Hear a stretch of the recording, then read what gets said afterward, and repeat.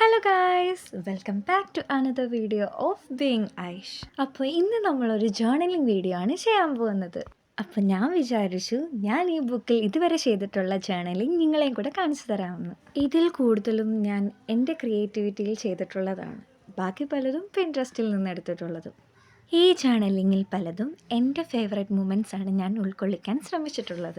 ബാക്കി പലതും പിൻട്രസ്റ്റിൽ നിന്ന് എനിക്കിഷ്ടപ്പെട്ട് എൻ്റേതായ ടച്ചും കൂടെ ഉൾക്കൊള്ളിച്ച് ചെയ്തിട്ടുള്ളതാണ്. അപ്പോൾ നമ്മൾ ഇന്ന് ഈ ജേർണലിംഗ് ചെയ്യാൻ ഉപയോഗിച്ചിട്ടുള്ള കൂടുതൽ സാധനങ്ങളും നമ്മുടെ വീട്ടിൽ നിന്ന് കിട്ടുന്നതാണ്.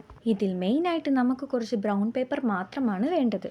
ഞാനിതിലെടുത്തിട്ടുള്ള എല്ലാ ബ്രൗൺ പേപ്പറും നമ്മൾ തുണികൾ പർച്ചേസ് ചെയ്യുമ്പോൾ കിട്ടുന്നതാണ്.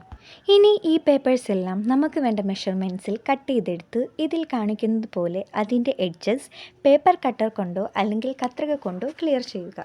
എന്നിട്ട് നമ്മൾ ആദ്യം ചെറിയ മെഷർമെൻറ്റിൽ കട്ട് ചെയ്തെടുത്ത വിൻറ്റേജ് പേപ്പർ ആദ്യം നല്ലതുപോലെ ഒട്ടിച്ചതിന് ശേഷം അതിൻ്റെ മുകളിൽ നമ്മൾ വലിയ മെഷർമെൻറ്റിൽ കട്ട് ചെയ്ത പേപ്പർ കൂടി ഒട്ടിക്കണം. അതിനുശേഷം ഏതെങ്കിലും റഫ് പേപ്പർ എടുത്ത് അതിൻ്റെ എഡ്ജസ് നമ്മൾ കൈകൊണ്ട് കീറി നമുക്ക് വേണ്ട ഷേപ്പ് ആയതിനു ശേഷം അതും നമ്മൾ നല്ലതുപോലെ ഒട്ടിച്ചു കൊടുക്കുക.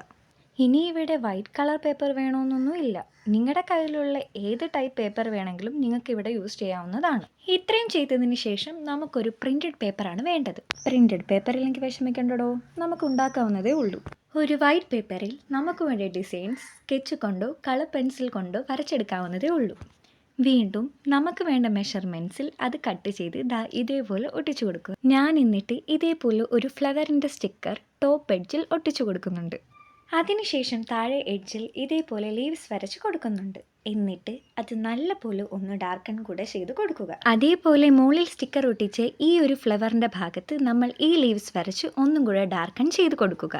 ഇത്രയും ചെയ്തതിന് ശേഷം നമുക്കിഷ്ടപ്പെട്ട ഏത് കോട്ട് വേണമെങ്കിലും നമുക്ക് ഇഷ്ടപ്പെട്ട കളർ കൊണ്ടുള്ള പെൻ കൊണ്ട് സെൻറ്ററിൽ ഒന്ന് എഴുതി കൊടുക്കുക. ലാസ്റ്റായിട്ട് ടോപ്പിൽ ഞാൻ ഒരു സ്റ്റിക്കറും കൂടെ ഒട്ടിച്ചു കൊടുക്കുന്നുണ്ട്. അപ്പോൾ ഇതാണ് നമ്മുടെ ജേർണലിങ്ങിൻ്റെ ഫൈനൽ ലുക്ക്. എല്ലാവർക്കും ഇഷ്ടപ്പെട്ടെന്ന് വിചാരിക്കുന്നു. ഇഷ്ടപ്പെട്ടെങ്കിൽ ഒരു ലൈക്കും പിന്നെ കൂടെ ആ സബ്സ്ക്രൈബും കൂടെ ചെയ്യുക. അപ്പോൾ ബൈ ബൈ.